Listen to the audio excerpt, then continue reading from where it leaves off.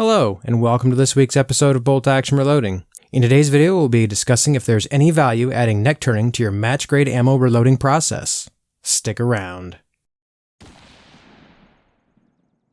Welcome back to the channel. If this is your first time here and you'd like to see how I and the rest of the community here make our group smaller, start now by subscribing to the channel and hitting the bell icon. That way you get notified when I post new videos and you won't miss anything. In today's video, we are going to find a new way to look at the value of neck turning in our reloading process. We've touched on this topic exactly twice before on this channel already, but we're going to take another look at it from a slightly different perspective and evaluating if this step is worth the time. Neck turning is typically a do it once and forget it kind of step, so the time investment is typically only one time, but it's not exactly trivial. And in today's video, we're not going to tell you how to turn. We turned all these with our Hornady neck turning lathe that you see here on the table. I've covered that in another video, and I will link that towards the end of the video if you're interested in checking that out. But we aren't showing that today. We're just going to help you determine whether or not it's even worth your time to try it out. Now, before we get too deep here on this subject, I would like to make something perfectly clear. Why would we perform this operation? To make brass more consistent. If that's the case, buying brass that is already as consistent as possible is probably the best first step. You may never be able to put enough work into poor quality brass to ever actually make it what quality brass might be right out of the box.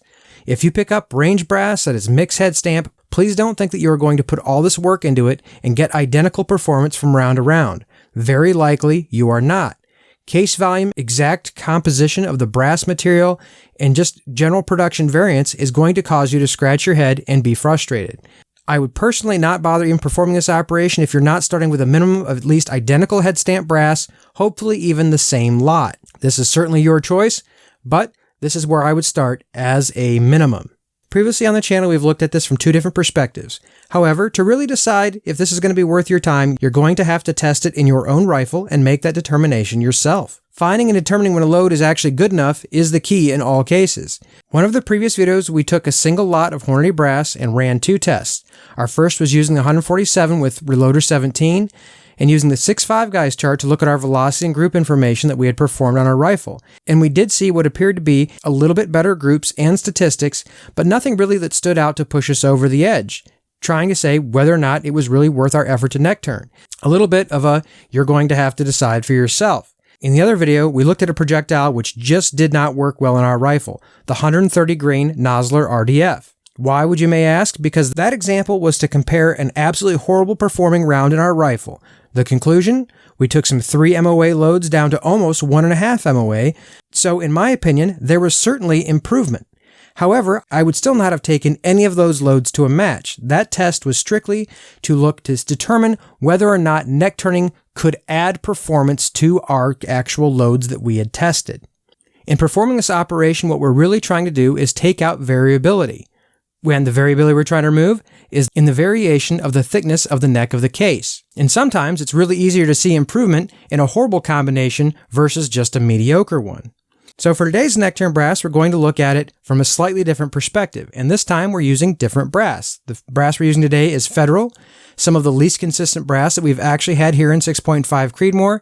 So hopefully we'll see the most improvement. For today's test, we're going to be using a projectile which has actually shown reasonably good performance in our rifle. However, with a new powder to see exactly how much velocity we could see before we saw pressure signs. We've actually ran this test a couple weeks ago, and in that video I did warn you that this video was coming. We're going to reference the data from that video, but not dwell on it as we go through today's testing. In that video, which we'll use as a control group for this testing, we were extending this projectile out closer to our lands to make up for the throat erosion that we have seen in our rifle, and to see if we could gain any accuracy as a result of changing the cartridge overall length of our rounds. No fear, if you didn't see it, we're going to be discussing the pertinent information as today. The brass that we're using today has been neck turned in our Hornady neck turning tool. The Federal brass that we're using for our control group is stock Federal brass that has been treated identically as the other brass, except for it has not been neck turned. So the load data we're doing today, our projectile is the Hornady 147 grain ELD-M, part number 26333. We're shooting only one charge weight of 48 grains of Alliance Reloder 26. The primers we're using today is a Winchester large rifle Magnum primers. And what we're changing today as we do our test is the cartridge overall length. The cartridge overall length that we'll be using, starting at 2.940 inches, which is about 10 thousandths off our lands, moving in 20 thousandths increments until we get to 2.860 inches, which will be about 90 thousandths off our lands. If you'd prefer that in cartridge-based ogive measurements, we're starting somewhere around 2.300 inches and moving down to 2.220 inches cartridge-based to ogive. If you're interested in the shooting conditions that we shoot in today's testing, the temperature was 70 degrees Fahrenheit, 78% humidity with a density altitude of 2,345 feet.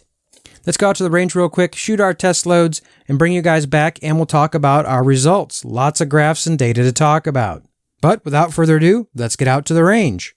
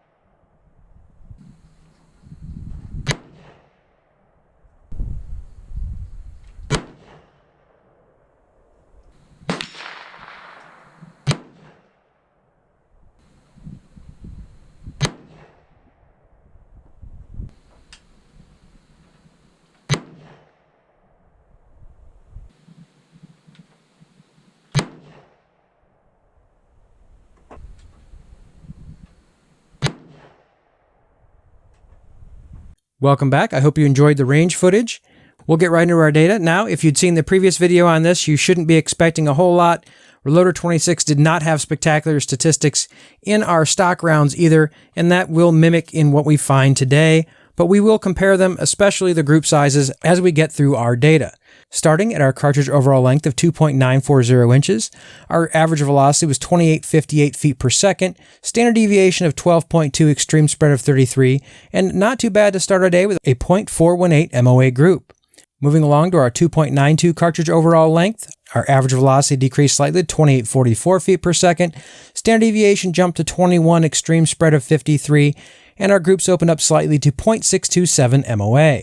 At a cartridge overall length of 2.90 inches, velocity drops again to 2829 feet per second, standard deviation of 21.6, extreme spread of 50, and our group opens up to 1.04 MOA.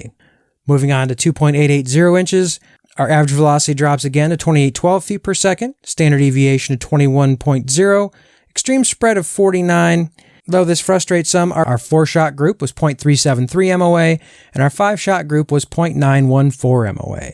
Moving to our last cartridge overall length of 2.860 inches, our average velocity dropped down to 2,800 feet per second, standard deviation of 29.8, extreme spread of 68, but a .519 MOA group.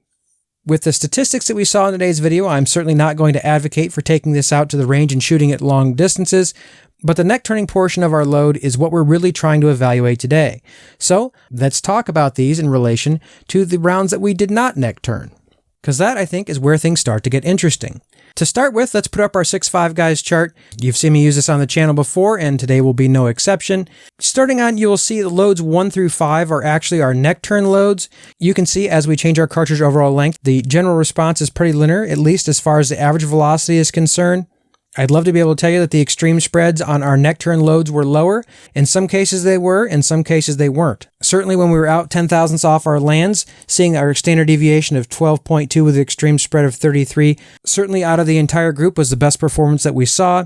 But that's nothing to write home about. Even in our neck turn loads, we saw extreme spreads all the way up to 68. Take from that what you will. I do think that if you look at the graph, seeing the trend in the neck turn brass, it makes me feel like there's less air being induced by the brass itself on our load test. Draw your own conclusions, but this is not the first time we've seen this trend and different brass. If we can ignore the bad statistics on our particular load test we ran today, the group size really is what we want to talk about. almost entirely across the board, we saw better groups. At our cartridge overall length of 2.940 inches, our neck turn brass dropped from 0.617 MOA down to 0.418 MOA. At 2.92, we dropped from 0.727 MOA down to 0.627. Our 1.304 MOA dropped to 1 MOA. Our cartridge overall length of 2.880 did not necessarily exhibit a change when you want to look at 5-shot groups overall. 0.727 versus 0.914. Whether you want to call that a flyer or me, draw your own conclusions for that. But when we look at our 2.860, we go right back to dropping from 0.671 MOA down to 0.519 MOA. Even though in our cartridge overall length of the 2.880 did see an increase, overall, with our other 4 loads, we dropped our group size by at least 0.1 MOA, and in some cases, as much as 0.3 MOA. As far as groups are concerned, I think it would be an easier argument to make that overall, the neck turning did show a slight increase in the performance of our group size. And maybe if getting 1/10 of an MOA better on your group size is what you're really looking for, maybe neck turning is something that you should look at. Some of you guys are interested, so I'll put it on the screen. You guys can take a quick look at the pressure signs from today's test. Really no pressure signs on these to be concerned with or whatever. Our quick load, quick target program had predicted that we were not going to be in unsafe pressure range, and there's certainly nothing indicating on the brass today that we thought that it might. A quick 2-second plug, in case you missed last week's video, I did cover there is a promo going on for I think at least another week that you can get a 10% discount on quick load, quick target software. I will put that in the description box below if you're interested in taking advantage of that. It's a little bit quirky, but it's going to take you to a link on the Reloaders network if you're interested in picking that up. That is where we generated the load data for today's test. At least as the making of this video, there was no published Reloder 26 data for these 147 grain projectiles. When we talk about whether or not we should actually perform an operation on our loads, I always like to go and look at some professional shooters to see what they're doing. In December of 2015, Cal Zanton published an article, the top 100 PRS shooters and their reloading processes, 65% anneal. The second most popular step that they did was neck turning. 53% of the top 100 are neck turning their premium brass to get that extra edge of performance. Not saying you should, it might not be worth your time, but it's something to think about and why I evaluate it every now and then here on the channel. But in the end, I think it's up to you guys to decide. Maybe you guys will feel that the testing we did today gives some credence to trying some neck turning if you're interested in that in your rifle. If you're using less than premium brass, I would encourage you at least to try a premium brass before you go at all this headache, just to see if maybe that will actually increase the performance of your rounds more than spending a lot of time and money and effort performing this step on your rounds. Sticking up to some premium brass like Lapua or Peterson, if that's the case, you may find your standard deviations drop and your group shrink just by changing your brass. Whether you decide to add neck turning to that after you do something like that, certainly up to you. Please don't take from this video that you're going to go to the range, pick up some scraps, and do a little bit of neck turning, and you're going to see great performance out of different head stamp brass. That's probably not going to be the case. Whether you guys are neck turning your brass or not, I hope you enjoyed today's video. If you have any comments or questions on today's video, please post that in the comments section below. If you're not subscribed to the channel, what are you waiting for? Hit that subscribe button, hit the bell notification so you get notified when I post next week's video. I hope to see you back next week, and until then, stay safe in small groups.